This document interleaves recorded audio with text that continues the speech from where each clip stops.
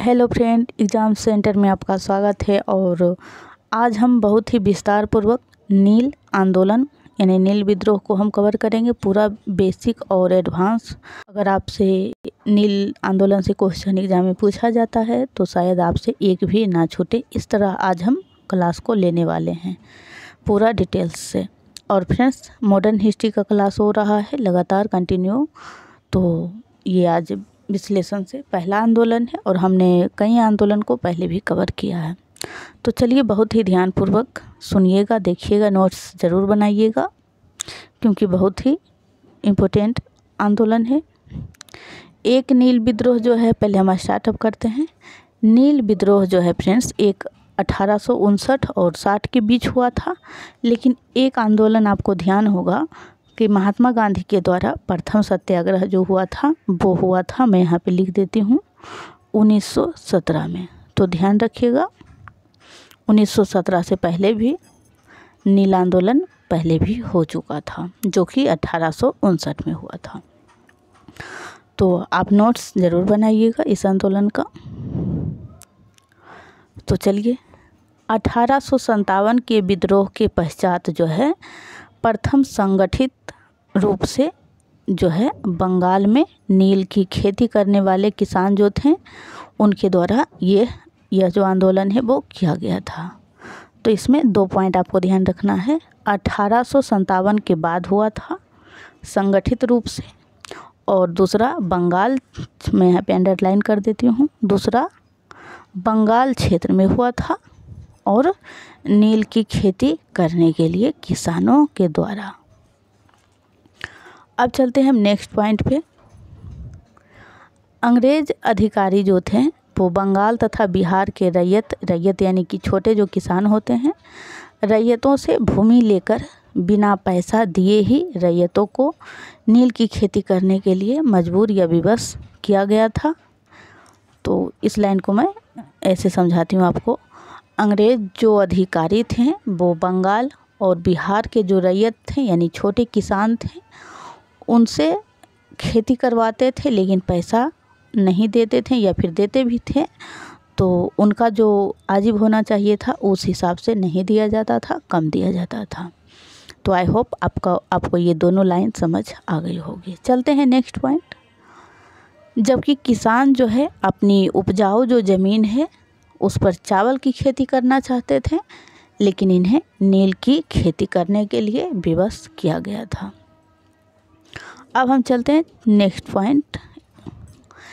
इस आंदोलन की जो शुरुआत हुआ था वो तो 1859 ईस्वी में हुआ था, बंगाल के नदिया ज़िले से। ये ज़िला ध्यान रखिएगा फ्रेंड्स, आप कोई भी एग्ज़ाम दे रहे हो, एसएससी हो, बीपीएससी हो, या फिर कोई स्टेट पीसीएस हो, एनटीपीसी हो, ये सभी के लिए क्लास बहुत ही ज़रूरी है फ्रेंड्स। और आप लोग बिना स्किप किए हुए देखिएगा। नदिया ज़िले में हुआ था और ये बंगाल में है। और गोविंदपुर गांव में दिगंबर विश्वास नाम है और एक है विष्णु विश्वास। दिगंबर विश्वास और विष्णु विश्वास के नेतृत्व में जो है ये आंदोलन हुआ था। नेक्स्ट पॉइंट, 1860 ईस्वी तक जो है नील आंदोलन चला था। कहाँ कहाँ इसका मतलब विस्तार हुआ? तो विस्तार हुआ फ्रेंड्स, 4 ऑप्शन देकर आपसे पूछ सकता है कि कहाँ इसका विस्तार नहीं हुआ है। तो इसीलिए आपको 10-15 मिनट लगेगी टाइम, बट आप बहुत अच्छे से समझ जाएंगे। नदिया, पावना, खुलना, ढाका, राजशाही, मालदा तथा दिनाजपुर क्षेत्र तक इसका विस्तार हुआ था। आप लोगों को क्लास कैसी लग रही है फ्रेंड्स? आप लोग ज़रूर हमें बताइएगा कमेंट करके कि आपको क्लास कैसी लगी है। अगर कुछ कमियां हैं तो आप हमें ज़रूर बताइएगा, हम उसको अगले नेक्स्ट वीडियो में सुधार कर लाएंगे। अब हम चलते हैं नेक्स्ट पॉइंट पे। किसानों की जो एकजुटता थी यानी संगठन जो बनाया गया था के कारण ही 1860 ईस्वी के अंत तक बंगाल में जो है नील की खेती पूरी तरह बंद हो गई। आंदोलन इतना तेज हुआ कि बंद करना पड़ा अंग्रेज अधिकारियों को नील की खेती। और नेक्स्ट जो पॉइंट है वो है दीनबंधु मित्र। दीनबंधु मित्र ने अपने नाटक, दीनबंधु मित्र ये भी पूछा है गया है फ्रेंड्स, आप प्रीवियस ईयर देखें आपको पता चल जाएगा कि नील दर्पण जो है किनके द्वारा लिखा गया है। तो दीनबंधु मित्र के द्वारा नील दर्पण लिखा गया है और इसी में नील दर्पण में ही इस आंदोलन का जो है फ्रेंड्स चर्चा की गई है, यानी उल्लेख किया गया है। हिंदू पैट्रियट के संपादक हरीश चंद्र मुखर्जी ने नील आंदोलन के संदर्भ में कार्य किए थे, यानी कि जो हिंदू पैट्रियट हैं एक पत्रिका है और इनके संपादक थे हरीश चंद्र मुखर्जी। इन्होंने भी इस आंदोलन को मतलब अपने पत्रिका में लेख के माध्यम से आंदोलन में शामिल हुए थे। अब देखते हैं कि ये सब जो हुआ तो फिर इसके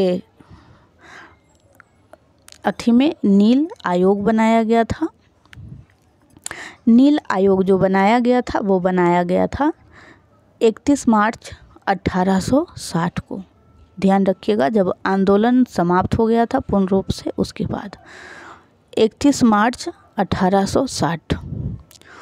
और इसमें व्यवस्था क्या किया गया था, तो किसी भी रैयत को नील की खेती के लिए विवश नहीं किया जाएगा और सभी विवादों का निपटारा कानूनी रूप से किया जाएगा, ना कि अपने हिसाब से। चलते हैं next point friends. Daily class होता है सुबह और शाम, सुबह 10 बजे और शाम को 7 बजे, तो आप लोग ज़रूर जुड़ें। और यहाँ पे आप अपने जीके जीएस को बहुत ही अच्छे कर सकते हैं, क्योंकि यहाँ पे हर विषय से हिस्ट्री हो, पॉलिटी हो, इकोनॉमी हो, सभी चैप्टर वाइज कंप्लीट कराया जा रहा है। और बीपीएससी और बिहार शिक्षक भर्ती के लिए बिहार स्पेशल हमने कंप्लीट और रेडी करवा चुके हैं। तो नील दर्पण जो था, नील दर्पण 1858 से 1859, नील दर्पण का हमने ऊपर जिक्र किया है फ्रेंड्स, वही नील दर्पण है ये वाला। एक मिनट मैं अंडरलाइन के लिए ब्रश लेती हूँ, ये वाला।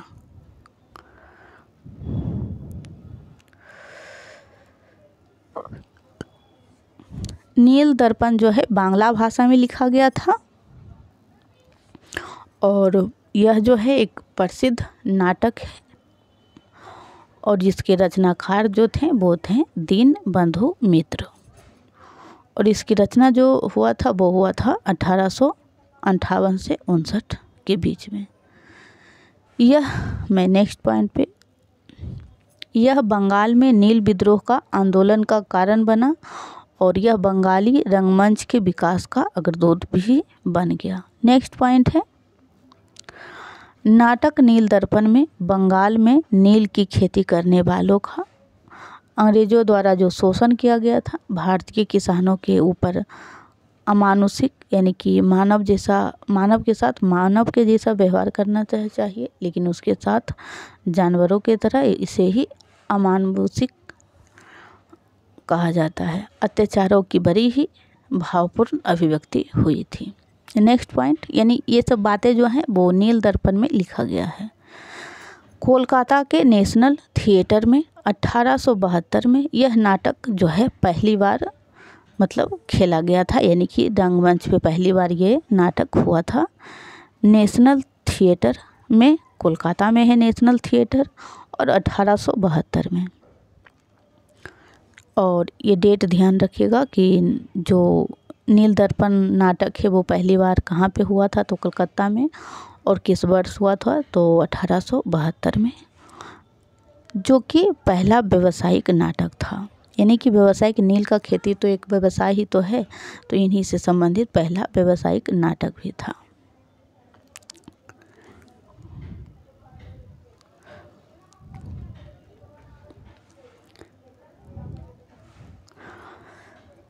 नेक्स्ट पॉइंट है फ्रेंड्स, यहाँ पे फ्रेंड्स अगर आप लोगों ने अभी तक वीडियो को लाइक नहीं किया है तो प्लीज़ आप लोग वीडियो को लाइक ज़रूर कर दें।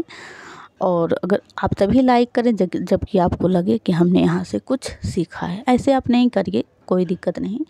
और चैनल को फ्रेंड्स आप सब्सक्राइब करना बिल्कुल भी ना भूलें, क्योंकि आप सब्सक्राइब कर लें आपको नोटिफिकेशन मिलते रहेगी। तो बांग्ला के जो पहले सार्वजनिक टिकट बिक्री से चलने वाले मंच पर यह नाटक जब 1872 में खेला गया था तो एक ओर दर्शकों की भीड़ उमड़ पड़ी और दूसरी ओर अंग्रेजी जो अखबार थे उसमें बड़ी तीखी टिप्पणी किया गया था अंग्रेज़ों के द्वारा।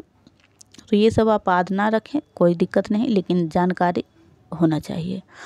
1876 में अंग्रेज़ सरकार द्वारा ड्रामेटिक जो है परफॉर्मेंसेज कंट्रोल एक्ट लाया और नील दर्पण जैसे नाटकों की विद्रोही भावना का दमन कर दिया गया। यानी कि इस प्रकार के जो राष्ट्रभक्ति या देशभक्ति टाइप का जो नाटक होता है उसके दमन के उद्देश्य से ही ये एक्ट को लाया गया था, dramatic performances control act. Next point है फ्रेंड्स, इस नाटक का ऐतिहासिक महत्व तो है ही, इसके अलावा तात्कालीन अंग्रेजी और शासन में न्याय के पाखंड और पक्षपातपूर्ण व्यवहार पर भी प्रकाश पड़ता है। तो फ्रेंड्स आप लोग कमेंट में हमें ये बताइएगा कि हम एक क्लास में एक आंदोलन को कवर करें या फिर 2 आंदोलन को कवर करें। आज हम यही नील आंदोलन को ही रहने देते हैं, फिर कल जो इम्पोर्टेंट आंदोलन होगा कल फिर क्लास होगा। तो प्ले लिस्ट इसका बना हुआ है और आप लोग ज़रूर अभी जो सर्च कीजिएगा फ्रेंड्स, आप लोग बिहार पीएससी सेंटर सर्च कीजिएगा, क्योंकि हाल ही में इसका नाम चेंज हुआ है, एग्ज़ाम सेंटर रखाया गया है। तो अभी सर्च लिस्ट में नाम नहीं आया है, तो आप लोग बिहार पीएससी सेंटर से सर्च करके प्ले लिस्ट को मतलब चेक करके क्लास को ज़रूर देखिएगा और वीडियो को ज़्यादा से ज़्यादा शेयर करें।